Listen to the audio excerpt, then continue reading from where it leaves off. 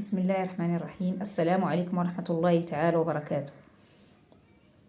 Alors, notre séance aujourd'hui, ça sera sur les cahiers de la Luciole CM1, c'est-à-dire Al-Mustawa Al-Rabi' Ibtida'i. Bien, alors on va commencer par la page 4-5 ou bien les pages 4-5. Alors, il s'agit, si vous voulez, d'une révision, bien d'une évaluation diagnostique. Alors, ce que je sais déjà. Bien. Commençons par la première question. Complète la phrase avec 3 verbes. Pour rester en vie, les êtres vivants ont besoin de. إذن les êtres vivants يعني الكائنات الحية. قد تكون الإنسان أو الحيوان أو النباتات. إذن هي كائنات حية. إذن تحتاج إلى ماذا؟ إذن on va citer trois choses avec des verbes. Bien. Au plutôt, complète la phrase avec 3 verbes, c'est ça.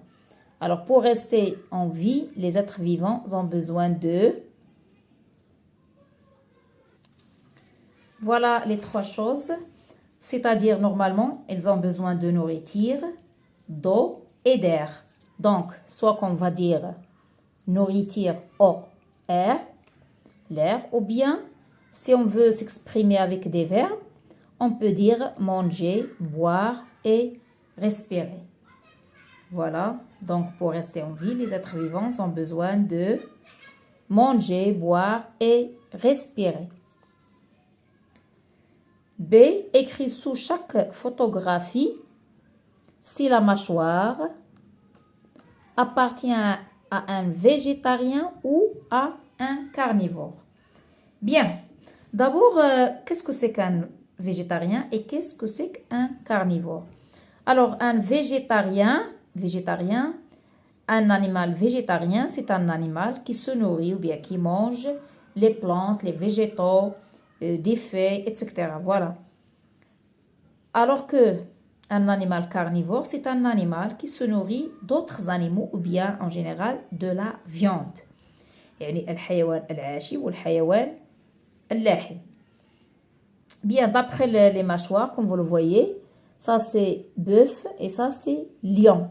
Alors, on sait très bien, les animaux qui mangent de l'herbe, des plantes, des végétaux en général, c'est comme, si vous voulez, la vache, le bœuf, si vous voulez, cheval, chameau, etc. Donc, ce sont des végétariens. Alors que le lion, c'est un animal qui est carnivore et on sait d'autres. Il y en a plusieurs animaux qui mangent d'autres animaux qu'on les appelle des animaux carnivores. Donc, je vais dire que ici j'écris c'est végétarien. Ici j'écris carnivore. Alors c'est très simple, d'accord? Bien.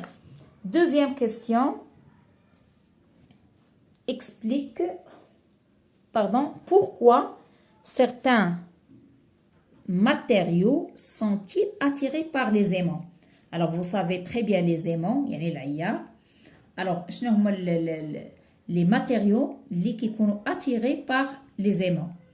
Alors, bien sûr, en général, les matériaux qui sont attirés par les aimants, ce sont des matériaux qui contiennent du fer. يعني أي حاجة فيها الحديد راها كتكون attirée par l'aimant. Donc, qu'est-ce qu'on va écrire ici? Pourquoi? Parce que les matériaux qui sont ou bien qui contiennent du fer sont attirés par les aimants, tout simplement. يعني أي حاجة فيها le fer va être attiré par l'aimant. Alors, pour la question B, explique quelle différence tu observes entre ces deux mélanges en utilisant le vocabulaire scientifique. Alors, d'abord, on va observer ici, on a un verre 1 qui contient eau plus sel et verre 2 qui contient eau plus sable. Très bien. Alors, la question c'est, explique la différence. Regardez, lorsqu'on a mélangé eau et sel, qu'est-ce qu'il y a? Et lorsqu'on a mélangé eau et sable, qu'est-ce qu'il y a?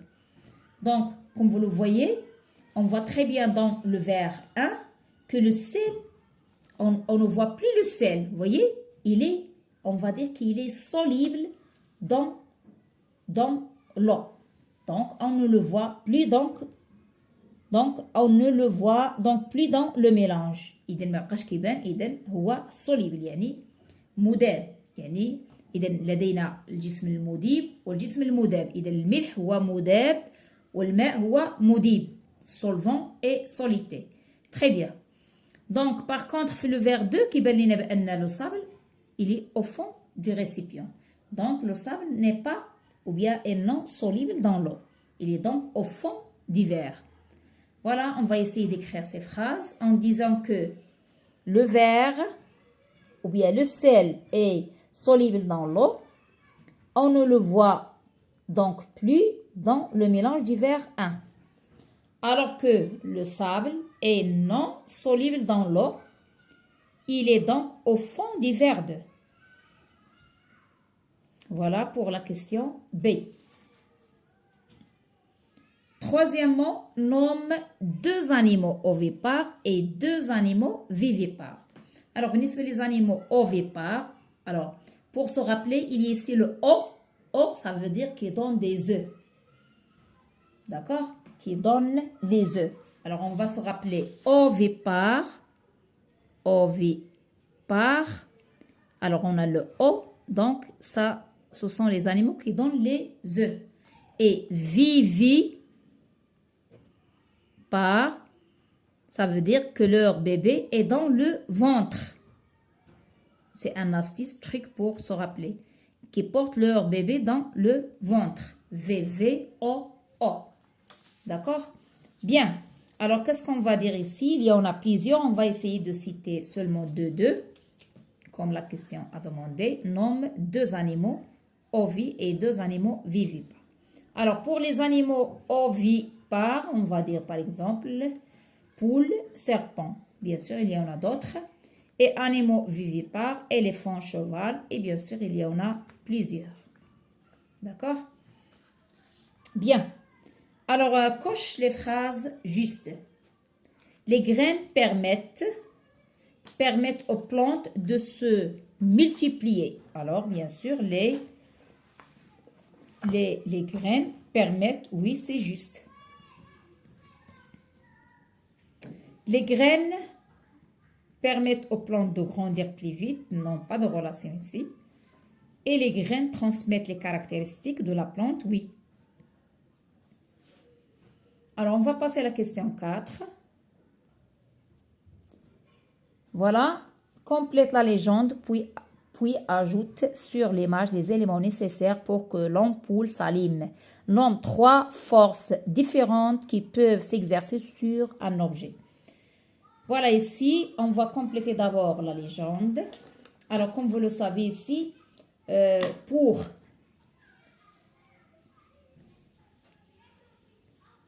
une ampoule comme ça, pour qu'elle s'allume, bien sûr, ici, on a ce qu'on appelle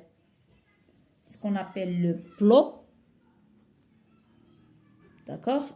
Ici, c'est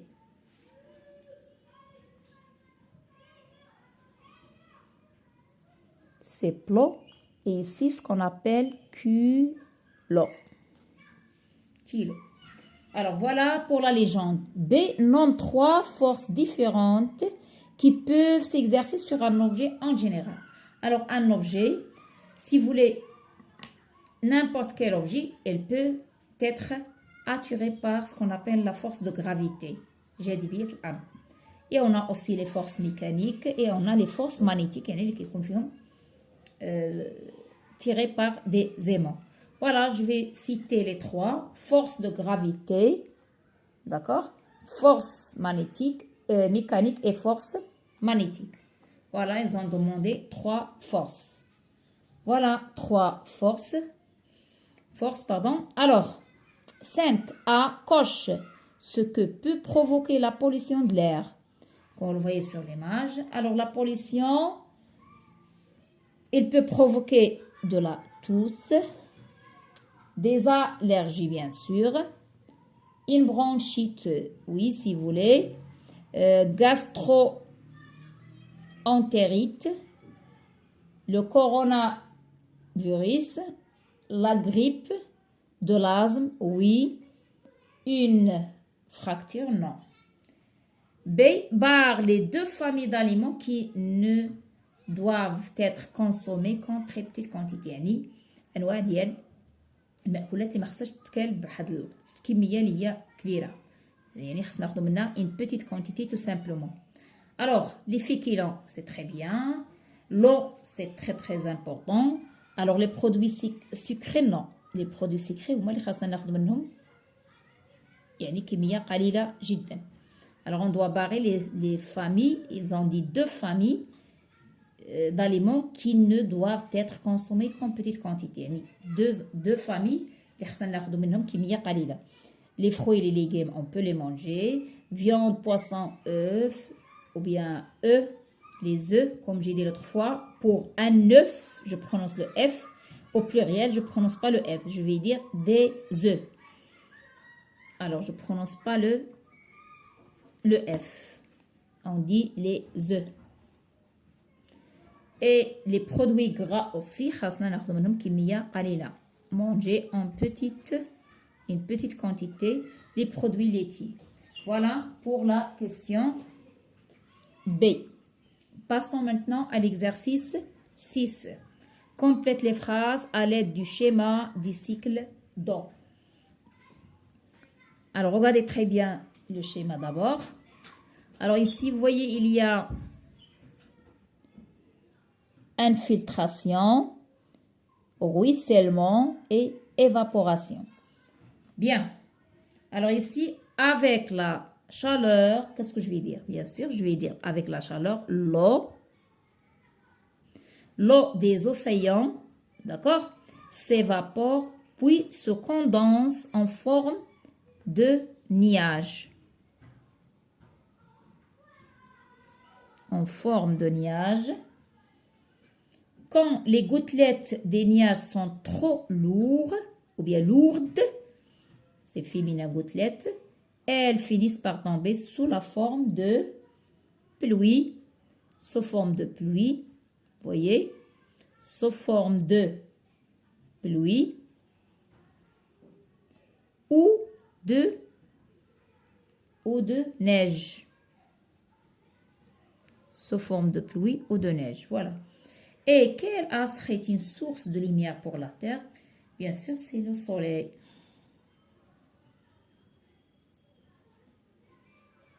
C'est le soleil. Voilà pour cet exercice, ou bien les pages 4 et 5.